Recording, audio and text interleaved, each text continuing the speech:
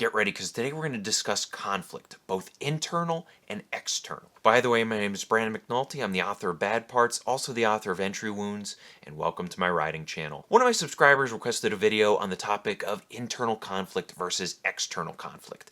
And what we're going to talk about today is what conflict is, also what is internal, what is external conflict. We're going to talk about why you need both of these types of conflict in your stories, and then finally we're going to get into some examples from popular movies to illustrate the difference between the external conflict and the internal conflict. But let's start off by giving a very simple definition of what conflict is. It's a struggle between two opposing sides. Okay, so that's pretty obvious, and of course conflict is a major ingredient in storytelling. If you don't have conflict, you don't really have a story, or at least you don't have a very exciting story. So you need to work conflict into your stories. And in order to do that, you need to be aware of the two different types of conflict. And the first type of conflict is internal conflict. And this is character versus self. Now, this doesn't necessarily mean that your character hates himself. Instead, what it's usually going to mean is that it's going to be a character versus something inside their head. Something like maybe a fear or a belief that they've held for a long time that maybe they've come to question or they've come to doubt.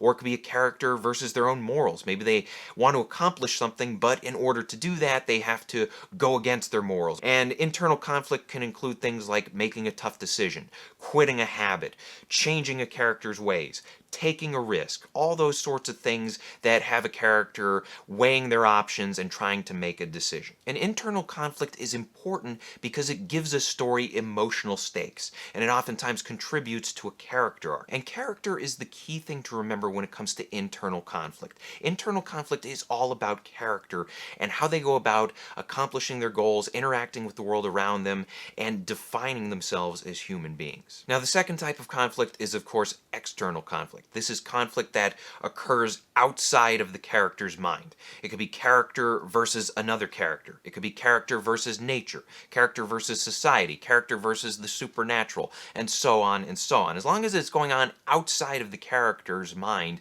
it counts as external.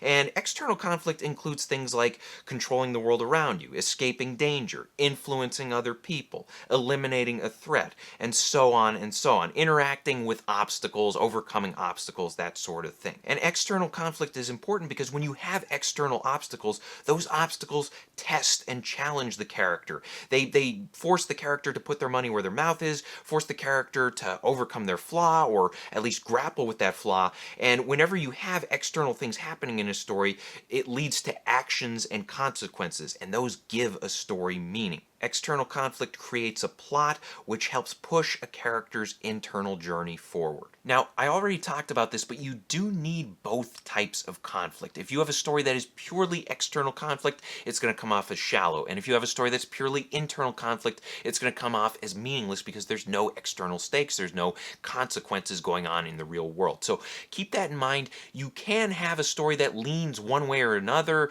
and maybe it's heavy on internal conflict or it's heavy on external conflict, but you do need both in order to have a complete story. All right, now let's take a look at some examples. I'm going to take a look at some popular stories, and I'm going to explain what the internal conflict is as well as what the external conflict is. Now, the first example is the original Rocky movie, and in that movie, the internal conflict is the question of, am I a bum or am I something more? Even toward the end of the story, he's still wrestling with this idea, and I think one of the key moments is when he sits down in bed with Adrian and he says, I can't do it, I can't beat Apollo Creed, but I'm going to try and take him the distance. I'm going to try and go those 15 rounds. And of course, the external conflict in Rocky is him fighting Apollo Creed. But there's also other types of external conflicts out there, things like winning Adrian's love, winning Mick's support. All those things contribute to that internal conflict of, what is my purpose in life? Am I worth fighting for? Am I worth rooting for? That sort of thing. Another example is from the TV series Dexter.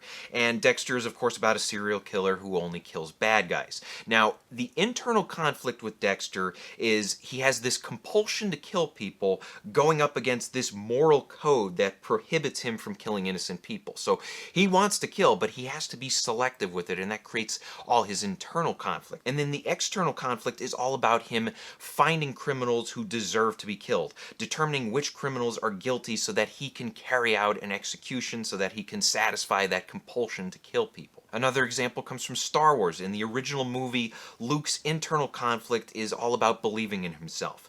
Am I somebody who's capable of leaving this farm and joining the rebellion? Am I somebody who's capable of using the Force in order to accomplish great things? And the external conflict takes many forms in the original movie. Of course, you have Darth Vader, you have the Empire. Those are obvious external conflicts, but also keep in mind things like Obi-Wan Kenobi challenging Luke to leave Tatooine. And then you also have Han Solo, whose cynicism clashes with Luke's idealism. Then in Empire Strikes Back, there's a new type of internal conflict. Luke is struggling against his own personal shortcomings, his impatience, his anger, his lack of control. These types of things he has to overcome during the course of his training with Yoda. And there's another internal conflict in this movie, and it's the idea of what a Jedi should be. Luke is told by Yoda that a Jedi should be one thing, and at the same time Luke believes that there has to be more to it. There has to be some kind of element of protecting those you care about, and that's why Luke leaves Dagobah in order to rescue Han and Leia. And the external conflicts include overcoming the challenges of Yoda's teaching, leaving Dagobah, going against what Yoda wants, and then confronting Darth Vader. Thank you guys for watching. If you want to support the channel, please pick up a copy of either one of my books. Bad Parts is great if you like small town horror. It's about people trading away their sick and injured body parts in order to get healthy again.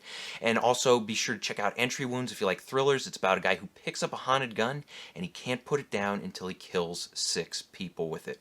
Also be sure to check out my other videos, hit the like and subscribe buttons for me, share this video with a friend, and as always, remember to keep on writing.